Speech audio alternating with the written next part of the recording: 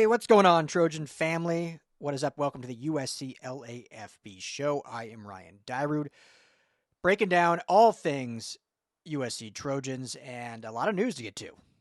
Good to be with you guys. Thank you all so much, as always, for supporting. I certainly appreciate it. We appreciate the coach, the madman, all of us here at the LAFB network. If you have not already, please like and subscribe to the YouTube channel, USC LAFB. Easy to find. On podcast platform, Apple, Spotify, you can just search Salute to Troy, or everything can be found on our website, lafbnetwork.com. This show, this program, always brought to you by our friends over at BetOnline. Head to betonline.ag today. All the best money lines, game spreads, and guess what? The big game, the Super Bowl, is coming up. If you're like me, I love all the prop bets. You know, what's the color of the Gatorade going to be? Over under of the national anthem, or if you want to just stick to betting to the game, BetOnline's got you covered. They have every other sport imaginable. Even July is still far away, but hey, if you like the hot dog eating contest, you can bet on the hot dog eating contest here in just a few months. So everything at betonline.ag. Tell them the guys at the LAFB network sent you. So USC in the news again, and for all the right reasons. You know, since we last spoke, we did our live show over the weekend. Coach was back, which was great. Madman was back, which was great. We broke down Chad Bowden, the new general manager, home run hire. Absolutely. So I don't need to get into that. But they've added now 2 player personnel pieces. One is, I think they're both pretty much confirmed, but one is a more hard confirmation, I guess, from the actual university, I would say. But I think both have been confirmed. One was broken by Football Scoop, and then 247 also reporting on it. And the other has been reported of this morning by 247 and other outlets, including us here at LAFB Network. So 2 personnel hires, which I'll talk about quickly, and just what this means. Not only the prowess they're bringing to the program, but also kind of what this shows that Lincoln Riley and Jen Cohen are doing surrounding the football program. Another coaching hire as well, cornerback coach. So we'll break that down. And then finally, this weekend is Junior Day.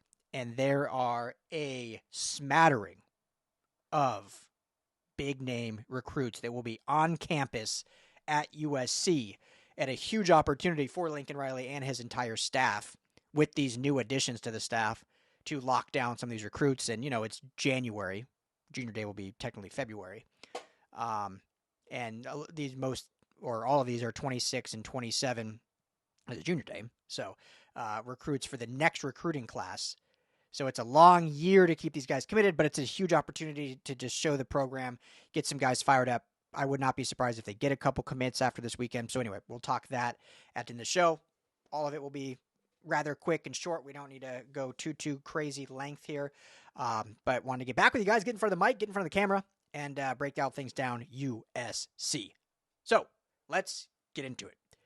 First, as I mentioned, broken that 2 director of player personnels at their respective universities are joining USC on the same staff.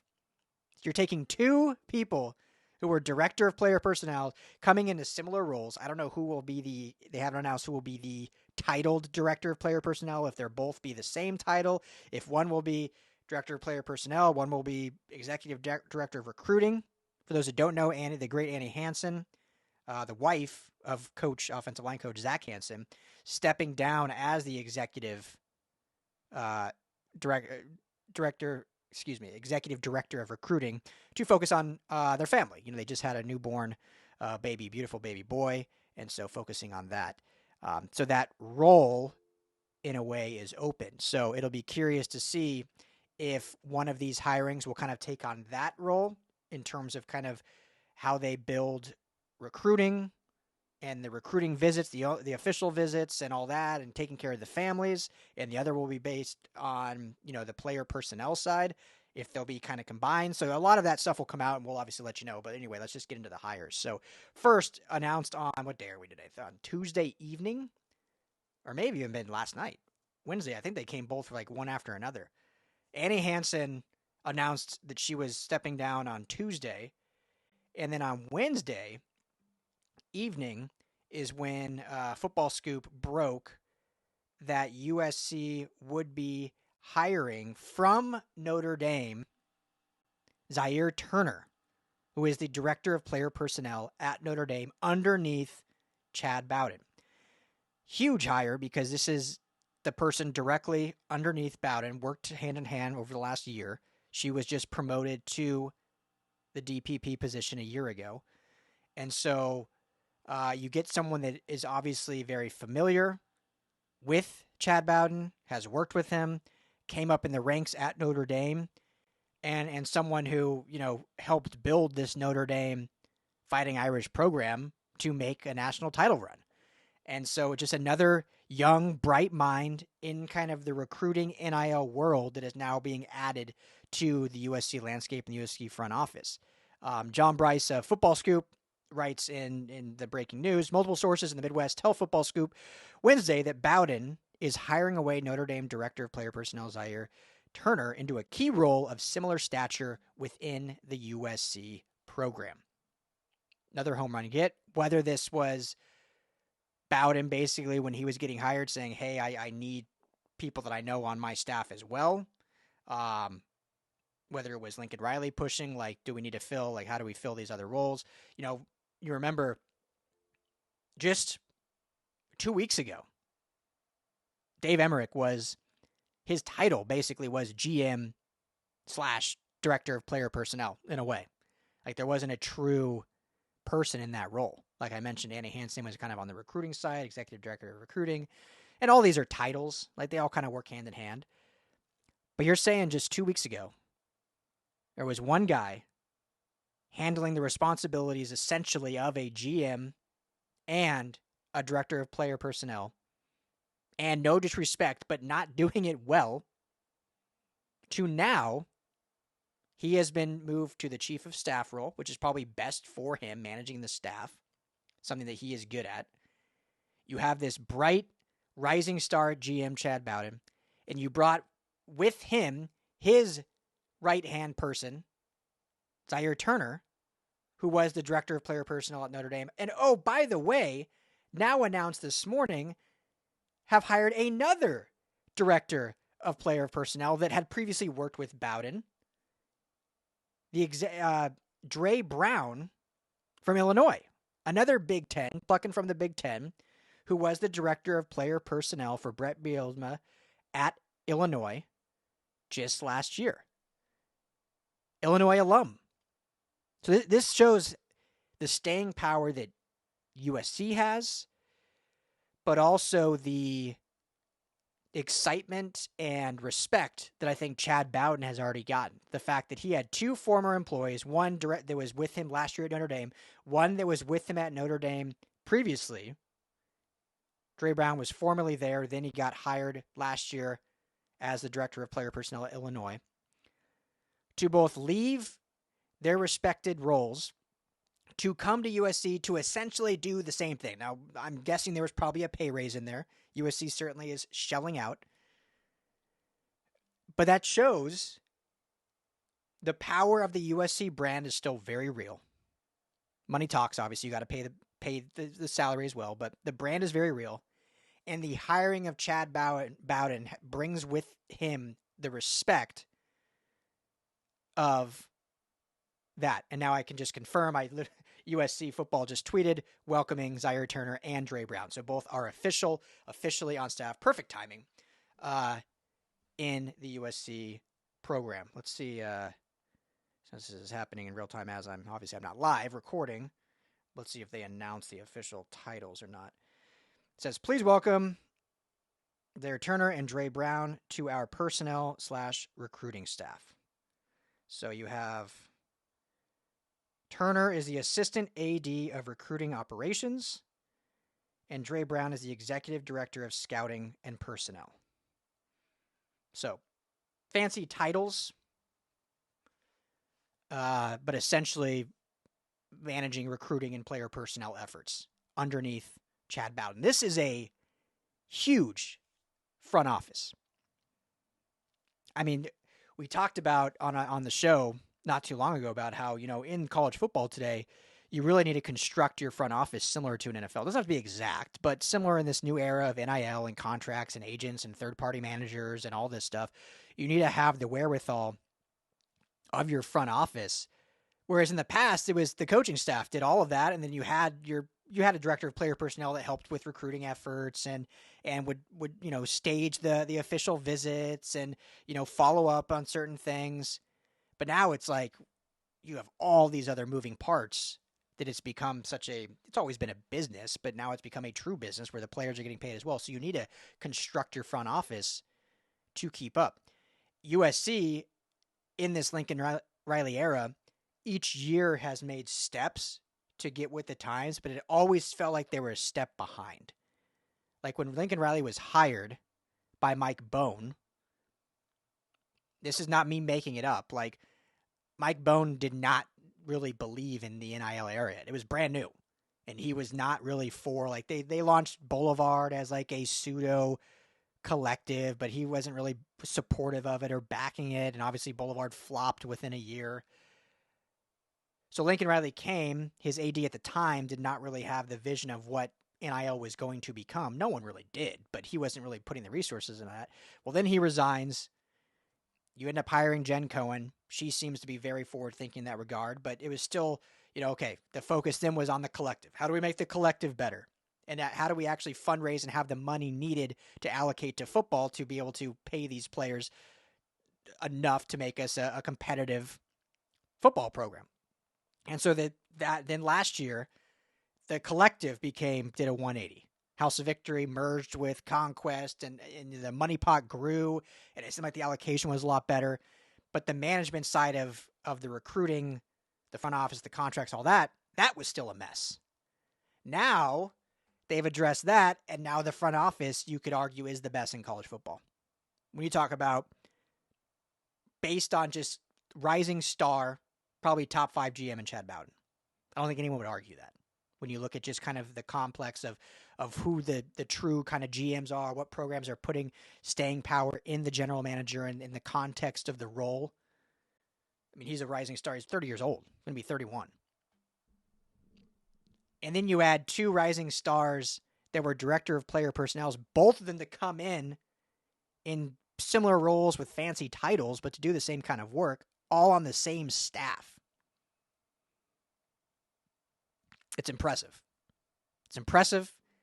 And now Lincoln Riley has everything he needs to be successful. Now he's just got to close the deal and win ball games. Because he had this front office, not even being biased, is probably second to none. It's large, and it's all rising stars within the game. Young, can relate to players, which I still think is extremely important. Dre Brown played college. I mean, he's only 27 years old. Turner is extremely young as well, a rising star through the Notre Dame ranks. Like I said, Bowden only 30. This is our Skinny T wrote this earlier today for when Brown was hired. He's a former standout running back for the Illini. Brings a unique blend of playing experience and recruiting acumen to Los Angeles, a former team offensive MVP just in 2019, not that long ago. He returned to his alma mater in 24 to work alongside general manager Pat Embleton as a key member of Brett Bielema's recruiting staff, and now joining USC. So absolutely, just these are fantastic hires. There's a lot that should be excited about, and it's perfect timing because of what is coming up this weekend. Getting the staff fully done. I know a lot of people are like, well, you missed the transfer portal window. You could have done this before signing day. And I don't disagree. When we talked about back in August, when USC made an effort for Courtney Morgan, the GM in Alabama, and he ultimately turned them down to stay where he was and with the coach that he knew. USC then put that search on hold right in the middle of the season. I'm not saying they shouldn't have continued searching throughout the season, but you're kind of focused on then and there. There's still so much going on with your current team, game planning, prepping, getting your players ready, still recruiting. You still have to be recruiting. And so might have not been fair to expect Lincoln Riley and the staff to do a full-on GM search during the season. So I think we had kind of knew after Morgan was turned it down that it was going to be pushed to the offseason. And it still probably took longer than people wanted because you do miss that December 4th early signing day, which is obviously so important. You do miss the transfer portal. But I think knowing that you, for now, you still have this spring transfer portal window.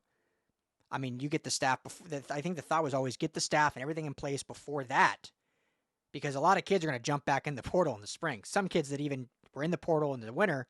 I'm not saying I love this, but kids that were in the portal in the winter, committed, they could jump right back in it with this new staff and all that they're able to do. And not saying anything to do with tampering, but there's that opportunity as well. So perfect timing, getting it done now, before this weekend, Junior Day, for them all to be on campus in this recruiting effort for the 2026 class. Quickly, before talking about this weekend, do have to mention the last hire they made, another elite hire. Just a few days ago, Trevon Reed, formerly cornerbacks coach at UCF, former player, really highly recruited 5-star player, coached at UCF just last year. Cornerbacks, I shouldn't say both, but 2 of his cornerbacks are in the Senior Bowl. He's the only position coach with 2, or the only cornerbacks coach with 2 players at the Senior Bowl. Arguably the most respected kind of all-star game. So monumental coaching there.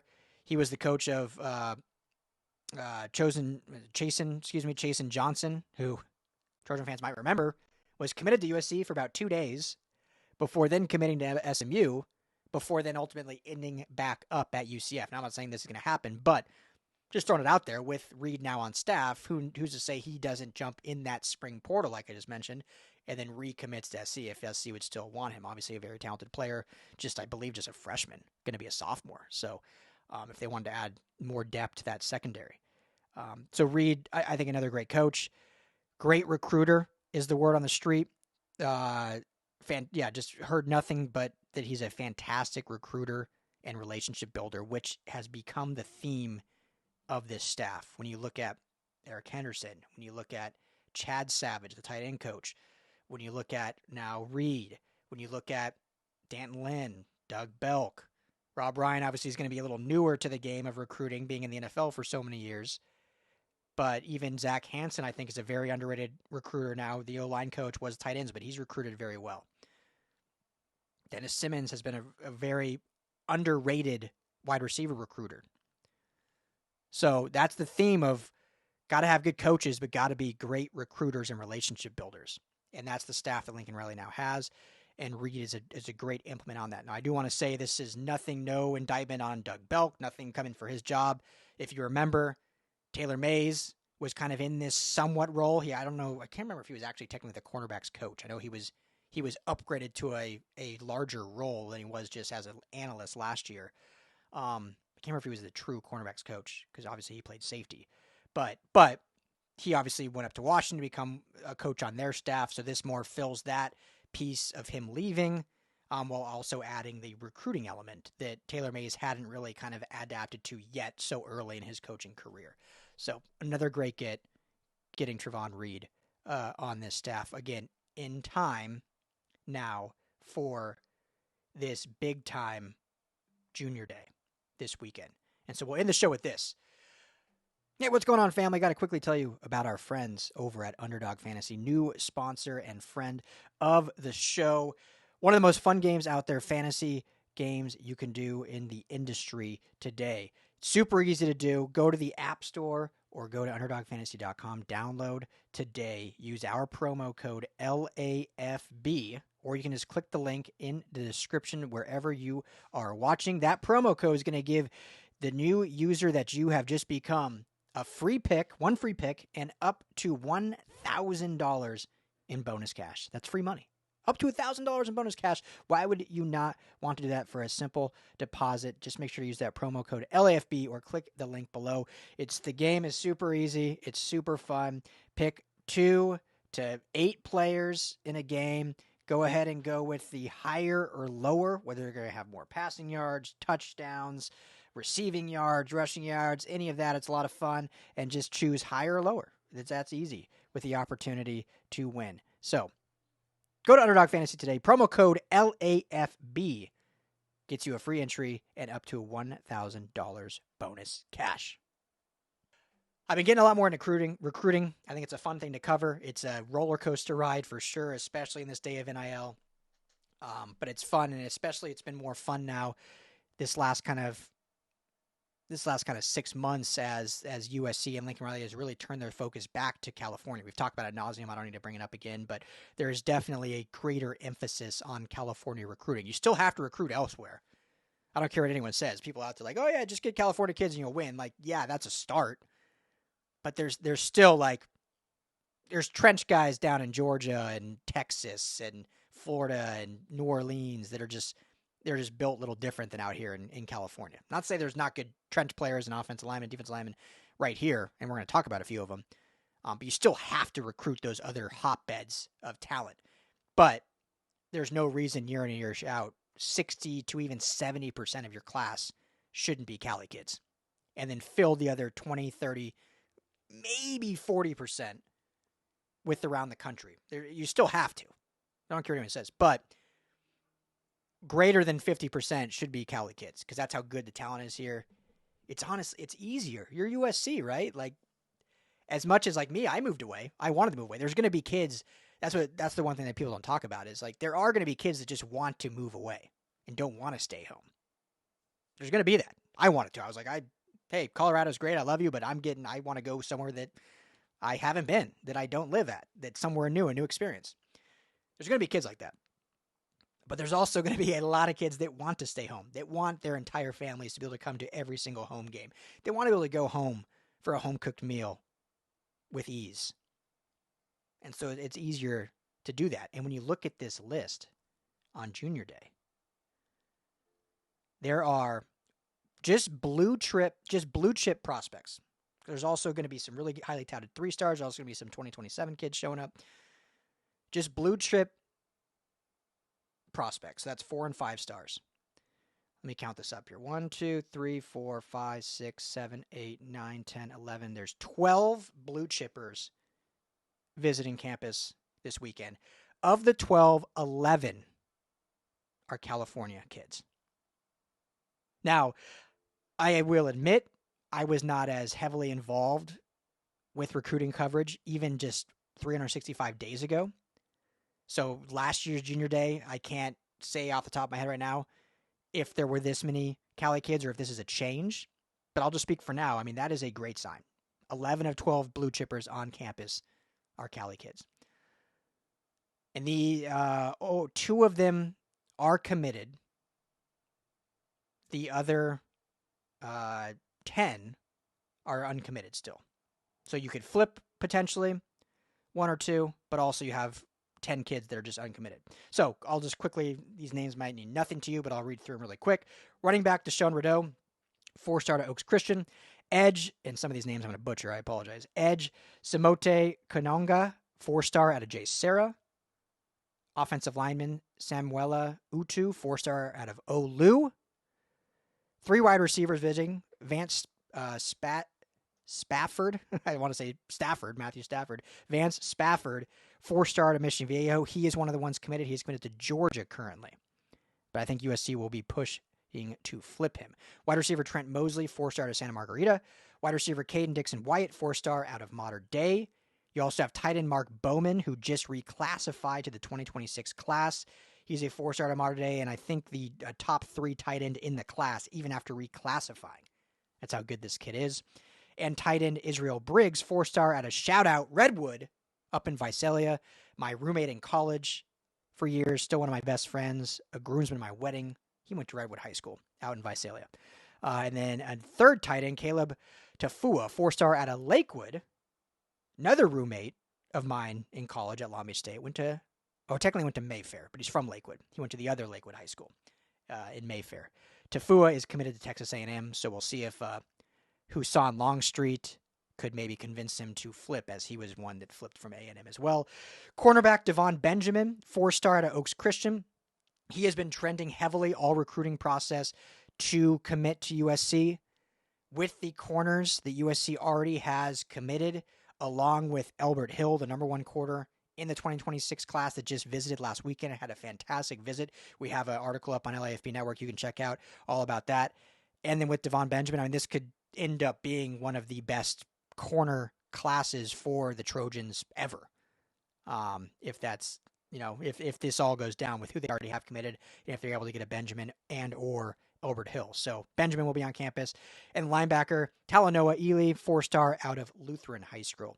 Only out-of-stater, like I mentioned, there's only one linebacker, Anthony Davis, who is from Georgia. So all of these kids wants to watch. Very important visits. It's the long process. This will be the first visit for some of them of many. This will be the second or third or fourth visit. Some have already been here many times, but obviously Junior Day is a very, very important weekend. Now, just as important as these new kids visiting and making an impression and showing what the university is all about, there's going to be kids that are actually committed visiting. And we saw last year. Now, I think some of the changes with the front office and having the GM and the NIL in better shape will change this, but we saw last year how hard it was to retain some of these blue chip prospects, even when they commit.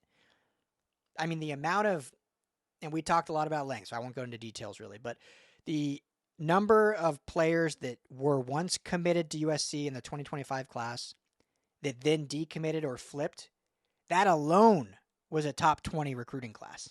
When you think about the likes of all these, great guys from Georgia, all these just talented players, they were committed and flipped. And part of that was, NIL issues and contract negotiations. Part of that was, kids change their minds and just decide, I actually feel like I want to go somewhere else or want to stay closer to the home. We know some of them were, the Justice Terrys of the world were from Georgia and maybe wanted to stay closer. Some of it were maybe using USC as leverage. Maybe they always wanted to go to an SEC school from their hometown and thought if they committed to SC, they could end up getting a bigger payday. And I'm sure it worked that way. So all that being said, we know it is a long haul to keep these kids from now, January 30th, until December 4th. Now, with these recent hires I just talked about at the top of the show on staff, I think they're going to alleviate that much, much better this year. And there'll still be some. It's going to happen, everyone. There will be kids that commit and decommit. That's the world we live in. But I think it'll be fewer gut punches, I'll say. And ones that do decommit, you'll say, you know what? Okay.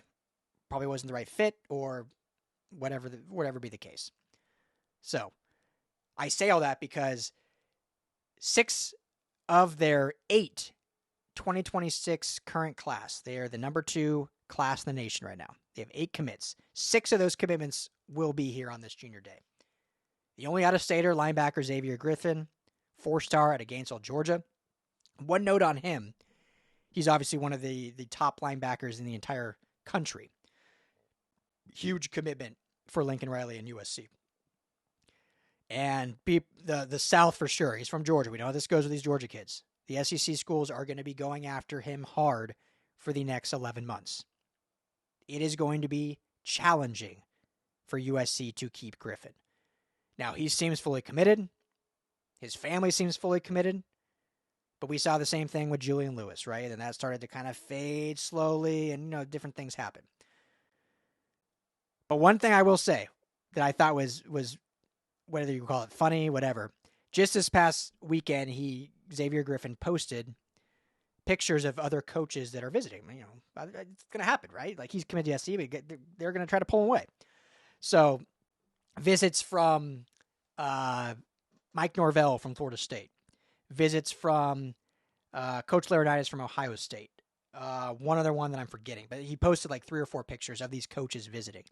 So these coaches are visiting him, and he and all of them is rocking a USC shirt. Love that. Like, you're not going to say no. Come visit, coax me. But showing his commitment by rocking a USC shirt while Ohio State is visiting him, while Florida State is visiting him, that was super cool. Love that. So Griffin will be there. Cornerback RJ Sermons, 4-star, Rancho Cucamonga. Cornerback Brandon Larkhart, 4-star Loyola. Athlete Joshua Holland, 3-star at Bosco. Athlete Madden Reorden, I've already been talking too long, 3-star to Sierra Canyon. And wide receiver Jamiron Baker, 3-star out of Sierra Canyon. So all of these big-time commitments, local kids outside of Griffin, all of these need to be retained. And so this is another opportunity this weekend to show kind of the staff improvements, but also just keep these kids fired up about soon to be playing football for the USC Trojans. So big weekend, big opportunity for this staff to really shine. And, I would not be surprised, like I said, if we see 1 or 2 or maybe 3 commitments after this weekend. I think there's a big opportunity for that. If none do come through, that doesn't mean it went bad. It's so early. It's January, soon to be February. When the Trojans really started getting commitments last year was around, I want to say March, into February, March is when they started getting commitments for the 2025 class and started running that out. And they're already at 8 for 26. So don't be nervous if no commitments happen this weekend, but also don't be surprised if some do happen, because I think there will be some, personally. But yeah, that's it. I already talked too long. Thank you all for hanging out with me. Hopefully I could provide you good info. All of this info is always on LAFBnetwork.com. Like, I try to write as much as possible, get up there. So we have all the info there, but obviously USC LAFB on the channel is where we get all of our shows and video content. So if you haven't already, hit that like and subscribe. Really appreciate it. But USC just crushing the game. I mean, crushing it right now. It's not the season. You got to go win on the gridiron. But for the off season, this is about as good as it could have gotten after a disappointing 2024 season.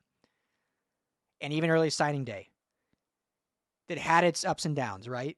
Jakeem Stewart was the big win. You lost Jadon Perlott. You lose your linebacker coach, Matt Entz, on early signing day. But you've in that day feeling pretty good about your class. Since that moment, it has been nothing but wins for the program in terms of the staff hires, in terms of retaining Danton Lynn, adding Rob Ryan, adding these other coaches, Chad Savage, who I think is going to be one of the most underrated coaches added as a tight end coach and another elite recruiter. So stacking wins. Let's see if they can keep it up. Let's have a great weekend. Thank you all for hanging out with me. As always, I'm Ryan Darrett, USC LAFB. We are out. We'll talk to you all next week.